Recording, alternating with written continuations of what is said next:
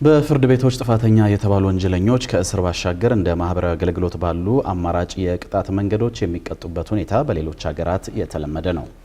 ፍትህ ሚኒስቴር አሁን ባለው የታራሚዎች ቁጥር መቀጠል ይቻላል የሚል እምነት የለንም ብሏል። ለዚህም በሌሎች ሀገራት ያለውን ልምድ ለማምጣት የህግ ማዕቀፍ ዝግጅት ማከናወኑን አስታውቋል። ኤርሚያስ በጋሻው የፌዴራል ማረሚያ ቤቶች አስተዳደር በፍርድ ቤት ጥፋተኛ የተባሉና የቀጠሮ የህግ ታራሚዎችን የማቆየት የማረምና የማነጽ ኃላፊነት ያለበት በአዋጅ የተቋቋመ ተቋም ነው። ይህ የፌዴራል ተቋም በአዲስ አበባ የሚገኙትን ጨምሮ በስሩ 6 ማዕከላት ይገኛሉ። ተጠሪነቱ ደግሞ ለፍትህ ሚኒስቴር ነው። የፍትህ ሚኒስቴር የ2018 በጀት ዓመት እቅዱንና የመጀመሪያ ሩብ ዓመት አፈጻጸሙን በህዝብ እንደራሴዎች ምክር ቤት የህግና ፍትህ ጉዳዮች ቋሚ ኮሚቴ ባስገመገመበት ጊዜ የማረሚያ ቤቶች አስተዳደር ጉዳይም ተነስቶ ነበር። ቋሚ ኮሚቴው ለሚኒስቴር መስሪያ ቤቱ ካሰናዳቸው ጥያቄዎች መካከልም በማረሚያ ቤቶች የሚስተዋሉ ችግሮች ተካተው ነበር። በማረሚያ ቤት አስተዳደር በኩል የሚስተዋሉ ችግሮችን ፈጥኖ ለማረም የፍትህ ሚኒስቴር ትኩረት ወሳኝ መሆኑን ቋሚ ኮሚቴው በጥብቅ ያምናል። ስለሆነም ችግሩን በሚገባ በመፈተሽ በተለይም ደግሞ ከማረሚያ ቤት ፖሊስ አስተዳደር ጋር በተገናኘ ያሉ ውስንነቶችን ፈጥነው እንዲስተካከሉ ምን ታቀዷል? ጀምሮ ያሉት ጉዳዮች በደንብ በጥብቅ ዲሲፕሊን መፈታት አለባቸው በሚለው አቅጣጫ መሰረት ጥሩ ስራዎች እየተሰሩ ነው።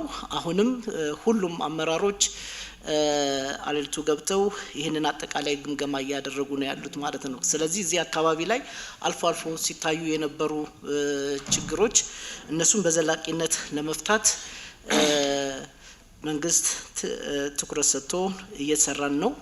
ከዚሁ ከማረሚያ ቤቶች አስተዳደር ጋር በተገናኘ ሌላም ጉዳይ ተነስቶ ነበር። ፍትህ ሚኒስቴር በአፈጻጸም ሪፖርቱ ካካተተው ጉዳይ አንዱ ያካሄዳቸውን 5 ጥናቶች የተመለከተው አንደኛው ነበር። ከነዚህ ጥናቶች አንዱ ደግሞ የማረሚያ ቤት አገልግሎት አሰጣጥ ጥናት ይገኝበታል። ፕሪዝን ሰርቪስ ስታንዳርድ ወይም በአገር አቀፍ ደረጃ የማረምና ማነጽ ስራ አገልግሎት ምን ይመስላል? ሰርቪሱ ብቻ ሳይሆን ሰርቪሱ የሚሰጡ ተቋማት አደረጃጀታቸው ከክልል ከፌደራል ክልል በጣም የተለያየ ነው። የማረምና ማነጽ ስራ የሚሰሩ ባለሙያዎች ከምልመላቸው ጀምሮ ምልመላ፣ ስልጠና፣ የስራ ስምሪታቸው በጣም ወጣ ገባ ነው። ትጥቃቸውን እንኳን ብናይ በጣም ወጣ ገባ ነው። አንዳንዱ የሚሊታሪ አይነት ባህሪ ያለው ትጥቅ ይታጠቃል፣ አንዳንዱ የመከላከያን ትጥቅ የሚመስል ይታጠቃል። ይሄ ሁሉ መልክ መያዝ አለበት። የአልባሳታቸው ጭምር እንዲሁ መታየት አለበት በደንብ ማለት ነው። አንዳንዱ ጋር የሚሊታሪ አይነት ልብስ የሚለብስ አለ።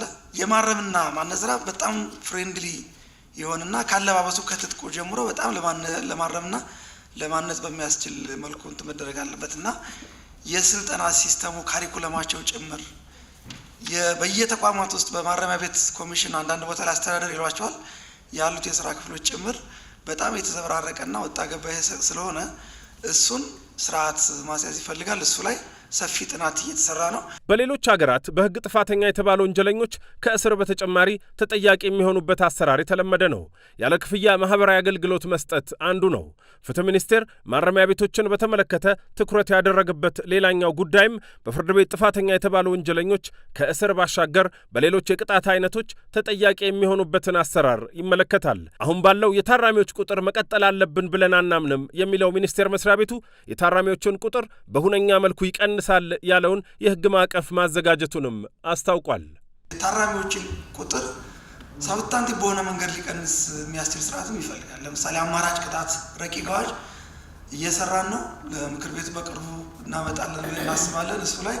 እሱን ተግባራዊ ስናደርግ በርካታ ሰዎች ወደ ማረሚያ ቤት ከሚሄዱ ይልቅ ለማህበረሰቡ ስራ የሚሰሩበት የግዴታ ስራ ሊሆን ይችላል፣ ማህበረሰብ አገልግሎት የሚሰጡበትን ስርዓት የሚዘረጋ አዋጅ ነው።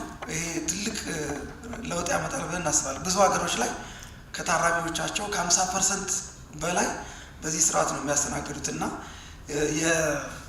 በማረምና ማነጽ ሂደት ውስጥ በተለይ ታራሚዎች ታርመው ታንጸው ከወጡ በኋላ የት ነው የሚሄዱት የሚለውን መልሶ መቀላቀል ስርዓት ሪኢንቴግሬሽን ሲስተም የለም። ይህም የፖሊሲ ኢንተርቬንሽን የሚፈልግ ነው። እሱም ላይ ረቂቅ አዋጆች ተዘጋጅተዋል። ከዚህ በተጨማሪ ከልጆቻቸው ጋር የሚታሰሩ እናቶችን ሁኔታ የተመለከተውም ጥያቄ በቋሚ ኮሚቴው ምክትል ሰብሳቢ ተነስቶ ምላሽ ተሰጥቶበታል። እነዚህ እናቶች በቁጥር ጥቂት ባይሆኑም በጀት የማይመደብላቸው መሆኑ ተነስቶ ነበር ጥያቄው የቀረበው። ሚኒስቴር መስሪያ ቤቱ ይህን ጉዳይ እንደ ቤት ስራ ወስዶ እንደሚሰራበት ገልጾ ነው ምላሽ የሰጠው።